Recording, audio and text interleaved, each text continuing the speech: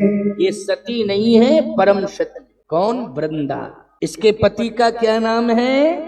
जलंधर। देखो भाई, ये परम सती है और जलंधर दुराचारी। कौन? जलंधर।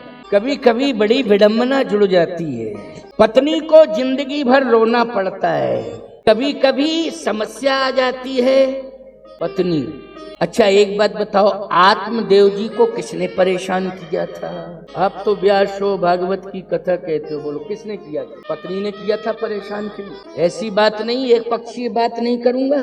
अभी संचालन में कह रहे थे शास्त्री जी, क्या शास्त्री कहाँ चले गए? कहीं भी गए हो मेरी बात को सुन लें, सुनाई तो देगा, क्योंकि ध्वनि विस्तारक यंत्र बहुत दूर दूर तक आवाज जा रही है। अभी कह रहे थे, मैं सुन रहा था कि प्रेम प्रेम प्रेम में आप तुम तू, तीन बातें। ऐसी बात नहीं है कि मैं बैठा ही रहता हूँ, कोई बहरा थोड़ी हूँ, मैं सुनता रहता हूँ, मुझे सुनाई देता है, मैं सबकी बात सुनता हूँ। आपकी भी सुनी मैंने। आपने क्या शास्त्री जी की बात सुनी? कल हमारे बापूजी ने बहुत अच्छा भजन गाया, बड़ी बड़ी बातें बहुत अच्छी करी हैं। वो बातें जो है आत्मवेदना भी थी, और जो स्वस्थ परंपरा में विक्षेप हो रहा है उसका प्रतिरोध किया है। उसमें कोई गलत बात नहीं है। देखो एक बात आपको बता दें, भीड़ ज्यादा इकट्ठी कर लेना कोई बहुत बड़ी सफलता नहीं है। अच्छा एक बात बताओ, भीड़ बहुत इकट्ठी कर लेना क्या ये बहुत बड़ी परंपरा है कि बहुत सफलता है? आप कहो महाराज नहीं, भीड़ इकट्ठी कर लेना सफलता तो मानी जाएगी। गांव में सबसे ज्यादा मच्छर पैदा हो जाए तो गांव में बीमारी फैल जाएगी। तो भाई क्या फैलेगी? बीमारी ही तो फैलेगी, और क्या फैलेगी? जल्दी बोलो, तुमसे पूछ रहे। लेकिन इसे क्या मानोगे? संख्या, प्रोग्रेस, मच्छरों की ज्यादा ही मात्रा में होती ही है, लेकिन वो बीमारी का कारण है। सब बीमार हो जाएंगे, सब बीमार हो जाएंगे, और ऐसी कंडीशन आ जाएगी कि वो मच्छर एक दिन डेंगू बन जाएगा। बड़ी बड़ी सरकारें जो है परेशान हो जाएंगी, दवा कहां तक देती रहेंगी, अस्पतालों में जगह नहीं मिलेगी है? तो बापूजी का ये कहना है, ये मच्छर ज्यादा भीड़ इकट्ठी हो रही है, कहीं डेंगू ना बन जाए। सरकार को भी लेने के देने पड़ेंगे। बोलो, लेने के देने पड़ेंगे सरकार को। इसलिए मैं कह रहा हूं कि जो हमारी अनादि परंपरा है, सनातन की मर्यादा है, जो रास्ता महापुरुषों ने बनाया है, महाजनों एन गतः सपंथा, महापुरुषों ने जो रास्ते बना के तैयार किए हैं उन्हीं पर चलना है, उन्हीं पर चलना है। ज्यादा घबराने की जरूरत नहीं है, सबसे ज्यादा तो तुम घबराती हो हैं? जरा जरा सी बातों को लेकर के परेशान हो जाती हो और घर के लोगों को परेशान कर देती हो, और कंडीशन ये हो जाती है कि वहां के देवी देवता परेशान हो जाते। परेशान मत हुआ करो, तुम बहुत बड़ी ताकत हो, बहुत बड़ी शक्ति है तुम्हारे अंदर। कितनी बड़ी ताकत है तुम्हारे अंदर कि भगवान नारायण को भी आना पड़ रहा है। बोलो, आना पड़ रहा है कि नहीं? इतनी बड़ी ताकत है तुम्हारे अंदर कि परम सती असुराधिप नारी, और कई बल ताहि न जितेउ पुरारी, भगवान शंकर को भागना पड़ा। बोलो, ये ताकत जलंधर की थी कि तुम्हारी थी? जल्दी बोलो, ये ताकत तुम्हारी थी, शंकर जी को भागना पड़ा है? तो हम तो यही कहेंगे, अगर तुम्हारे अंदर सत्यत्व आ जाए तो शंकर जी से ज्यादा ताकत तो तुम्हारे अंदर है। क्यों भाई, है कि नहीं? शिव जी से ज्यादा ताकत तुम्हारे अंदर है। इसलिए मैं सत्य कह रहा हूं कि शिव जी जैसा तुम कहोगी शिव जी वैसे ही करेंगे। करेंगे कि नहीं? जैसा तुम कहोगे वैसे ही शिव जी करेंगे। लेकिन कौन सी ताकत? पातिव्रत धर्म की ताकत। वृंदा के अंदर कौन सी ताकत थी? पातिव्रत धर्म की ताकत थी। इसलिए भगवान शिव को भागना पड़ा और वैकुंठ छोड़ के नारायण को आना पड़ा। ये ताकत, और ये प्रमाणित बात कर रहा हूं, ग्रंथ सामने रखा है, कोई वैसी बात नहीं कर रहा हूं कि आए बाएं शाएं बक रहा हूं। प्रमाणित बात कर रहा हूं, रामायण की बात कर रहा हूं, राम कथा कह रहा हूं। लिखा है प्रचार पत्रों में राम कथा व्यास। क्यों लिखा? कामदगिरि पीठाधीश्वर आपने ही तो लिखा है। तो मैं क्या कहूं? रामायण कथा तो कहूंगा। और ये ग्रंथ रामचरितमानस है, इसको प्रमाणित करके कहूंगा। और राम जन्म के पहले बोलो, जो चर्चा मैं कर रहा हूं विषय से हट के बात नहीं कर रहा हूं। विषयान्वित तो नहीं हुआ हूं, मैं तो विषय के अंदर ही हूं। राम जन्म की कथा सुनाने जा रहा हूं। इसके पहले वृंदा की कथा है, इसके पहले नारद जी की कथा है, इसके पहले प्रताप भान की कथा है। बहुत सी कथाएं हैं। मनु शत्रुपा की कथा है, कश्यप आदित्य की कथा है। कथाएं भरी पड़ी हैं। जन्म एक दो ही कहो बखान, एक दो जन्मों की कथा कह पाऊंगा। इतने जन्म के हेतु, राम जन्म के हेतु अनेका, परम विचित्र एक थे एका। लेकिन जन्म एक दो ही कहो बखान, सुनते जाओ, आनंद लो। बड़ी ताकत है तुम्हारे अंदर, लेकिन ताकत का सदुपयोग करना है। उस सबसे बड़ा धर्म अगर तुम्हारे जीवन का है और तुम्हारे अस्तित्व और व्यक्तित्व को सुमेरु के शिखर तक पहुंचाने में आम भूमिका का निर्वाह करने वाला अगर कोई व्रत है तो एक ही है, दूसरा नहीं। कौन सा व्रत है? सुनो, एक धर्म एक व्रत नेमा,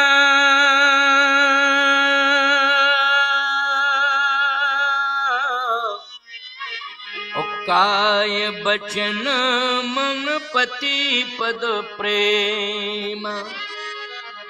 मन वचन कर्म से अपने पति के चरणों में समर्पण करो। एक ही धर्म एक व्रत। अब बताओ इसमें कौन सा दिन है? सोमवार का दिन है या बृहस्पतिवार का दिन है या कौन सा दिन? पता नहीं कौन सा दिन मानती। कोई विशेष दिन नहीं है। सप्ताह में जितने दिन हैं वो सारे दिन। क्यों? ये व्रत, ये धर्म, ये व्रत ऐसा है कि हर दिन किया जाएगा, हर रोज किया जाएगा। बोलो किया जाएगा कि नहीं? काय वचन मन पति पद प्रेम। देवता को तो तुमने चिन लिया कि भाई सोमवार आया तो तुमने कहा कि शंकर जी का दिन है इसलिए हम सोमवार का व्रत करेंगे। बीच में और दिन आते हैं। एक और माता बहुत प्रचारित हुई थी, संतोषी माता, बहुत ज्यादा प्रचार था उनका। जिस दिन संतोषी माता का व्रत करती थी उस दिन घर के अंदर टमाटर नहीं आ सकता था, नहीं तो महाभारत हो जाता था। क्यों? खटाई नहीं आनी चाहिए, खटाई वर्जित है। क्यों? संतोषी माता का व्रत है? सुनो मेरी बात को, जितनी भी देवियां हैं सब में संतोष है, सुसंतोषी, अलग से कोई संतोषी नहीं। बोलो भाई, क्यों भाई अलग से कहां संतोषी है? सब देवियों में संतोष है, वही संतोषी है। लेकिन तुम्हारे अंदर देवियों में संतोष है, हर देवी में संतोष है। 9 देवियां हैं, उन सब में संतोष है। लेकिन संतोषी व्रत करने वाली देवी में संतोष नहीं है। जो व्रत कर रही है संतोषी माँ का, उसके अंदर ही संतोष नहीं है। क्या फायदा है बोलो संतोषी माता का व्रत करने से? जितनी देवियां हैं सबके अंदर संतोष है। बोलो है कि नहीं? जितने देवता हैं सबके अंदर संतोष है, और होना भी चाहिए। संतोष तो होना ही चाहिए। अगर संतोष नहीं है, गोधन गजधन बाजधन और रतन धन खां, जब आवे संतोष धन सब धन धूर समान। जब आवे संतोष धन सब धन धूर समान। बोलो सबसे बड़ा धन कौन है? संतोष धन। चाहे स्त्री हो चाहे पुरुष हो, संतोष होना चाहिए। आप तुम अभी शास्त्री जी कह रहे थे हैं? तुम्हारे अंदर भी तो यही है। तुम जब आती हो तो अपने पति को क्या कहती हो? आप। पहली बार आती आप कहती हैं, फिर कहती हैं तुम, दूसरी बार में, और फिर तीसरी बार में तू, और चौथी बार में तू मैं तू। चौथी बार में तो क्यों भाई यही कंडीशन हो जाती है कि नहीं हो जाती? चौथी बार में यही हो रहा है। आप तुम तू, और फिर इसके बाद तू मैं शुरू हो जाती है। नहीं, सबसे बड़ा परमात्मा, सबसे बड़ा देवता, सबसे बड़ा ईश्वर अगर नारी के जीवन में है तो पातिव्रत धर्म कहता है कि वो पति है। सहज अपावन नारी पति सेवक शुभ गति लहरी। सहज अपावन नारी पति सेवक शुभ गति लहरी। अस गावहि श्रुति चार अजहु तुलसी का हरि प्रिय। सहज अपावन नारी पति सेवत शुभ गति लहरी। पति की सेवा करने से ही शुभ गति प्राप्त होती है। पति की सेवा करने से ही जगतपति की प्राप्ति होती है, और पति की सेवा करने से ही मोक्ष मिलता है।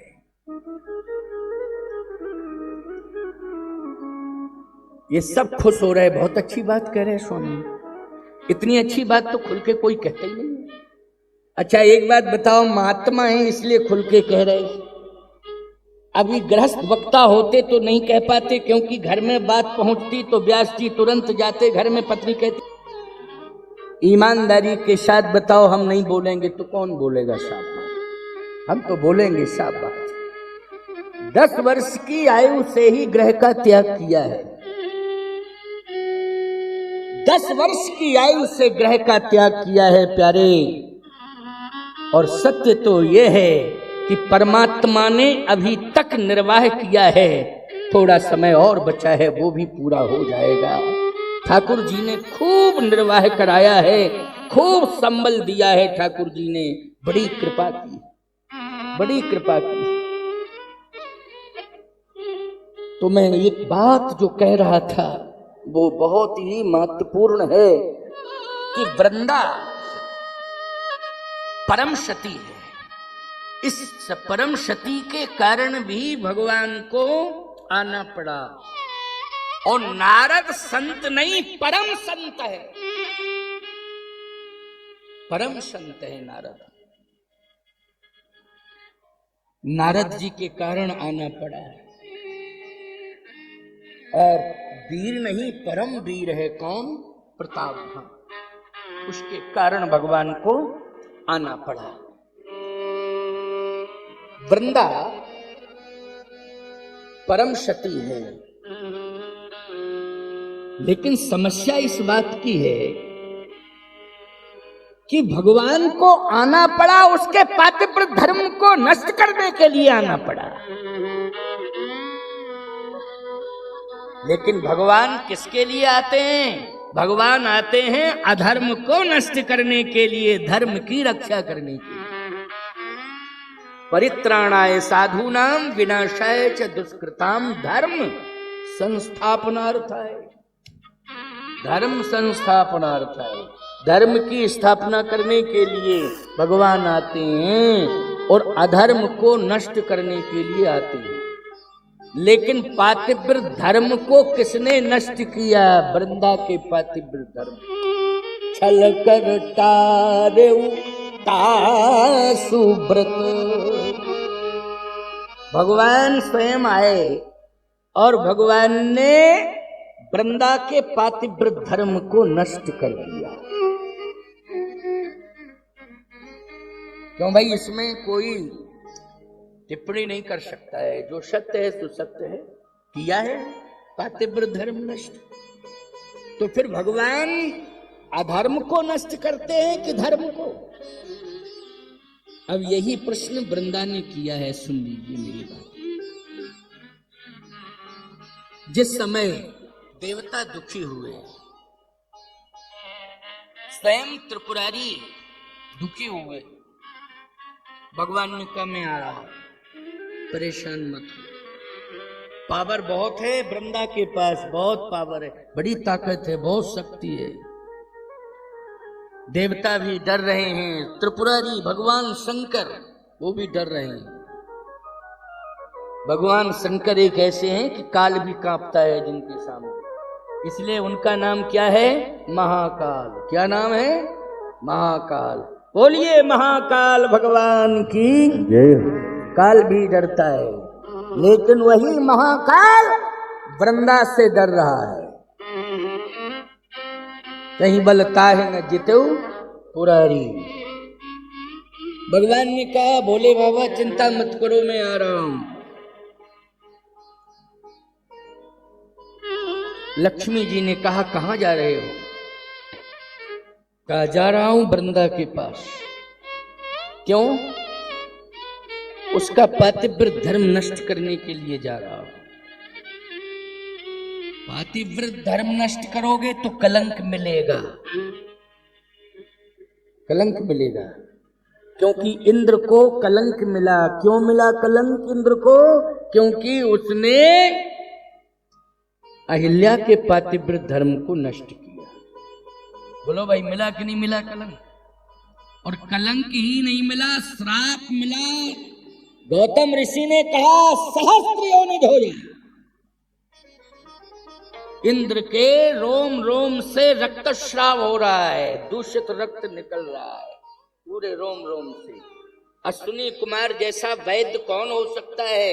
अश्विनी कुमार ने जवाब दे दिया इस बीमारी को हम भी दूर नहीं कर पाएंगे। मेरे पास कोई ऐसा रसायन नहीं है, कोई औषधि नहीं है, क्योंकि स्वर्ग के वैद्य कौन है? स्वर्ग के वैद्य हैं अश्विनी कुमार। उन्होंने कहा कि और सारी बीमारियों को मैं दूर कर सकता हूं, लेकिन इस बीमारी को मैं दूर नहीं कर पाऊंगा। इसलिए नहीं कर पाऊंगा क्योंकि ये जो बीमारी आई है, ये बीमारी बहुत खतरनाक आई है। और ये बीमारी कोई दूसरा नहीं लाया, संत का श्राप है।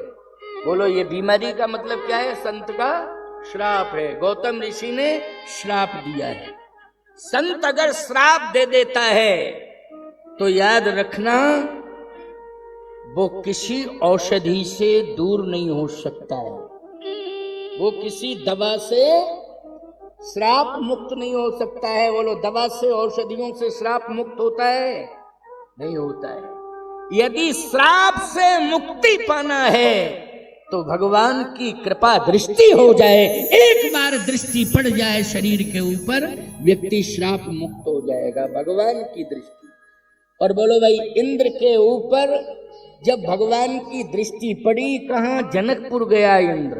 बोलो गया कि नहीं? और जनकपुर जब गया, भगवान ने जैसे ही दृष्टिपात किया तो सारी बीमारी दूर हो गई कि नहीं हो गई? अश्विनी कुमार जिस बीमारी को दूर नहीं कर पाया, उस बीमारी को भगवान की दृष्टि ने दूर कर दिया। इसलिए नित्य जो है मंदिर में जाकर के भगवान का दर्शन करना चाहिए। अगर भगवान का दर्शन नित्य करोगे तो शरीर के ऊपर किसी भी बीमारी का कोई प्रकोप नहीं होगा। प्यारे, बीमारियों से बचे रहोगे और न ही ग्रहों की प्रतिकूलता प्रभावित कर पाएगी। नित्य भगवान का सुबह शाम दर्शन करोगे। इसलिए मंदिर बनाए जाते हैं, मंदिर इसलिए बनाए जाते हैं, तुम लोगों के लिए बनाए जाते हैं कि सुबह शाम दर्शन तो कर लो कम से कम। लेकिन मंदिर तो अच्छे से अच्छे बना देते हो, दर्शन करने की फुर्सत नहीं है। बोलो कहाँ फुर्सत है? फुर्सत ही नहीं है दर्शन करने की। टाइम नहीं मिलता है, टाइम नहीं मिलता है। टाइम निकालो, हर काम के लिए टाइम निकाल रहे हो, भगवान के दर्शन के लिए क्यों नहीं निकाल रहे? निकालिए, निकालिए। हर घर में भगवान होने चाहिए। जब सुबह जागो तो जागते ही माता पिता हो तो उन्हें प्रणाम करो, और जिस कमरे में भगवान बैठे हों उसकी चौखट को प्रणाम करो। जागते माँ बाप जिंदा है तो उन्हें प्रणाम करो। प्रातः काल उठ के रघुनाथा मात पिता गुरु नावई माथा। बोलो ये मस्तक में जो दुर्भाग्य की रेखा होगी वो सौभाग्य में बदल जाएगी अगर माथा रगड़ते रहोगे भगवान की चौखट पर। तो बोलो दुर्भाग्य किस में बदल जाएगा? सौभाग्य में बदल जाएगा।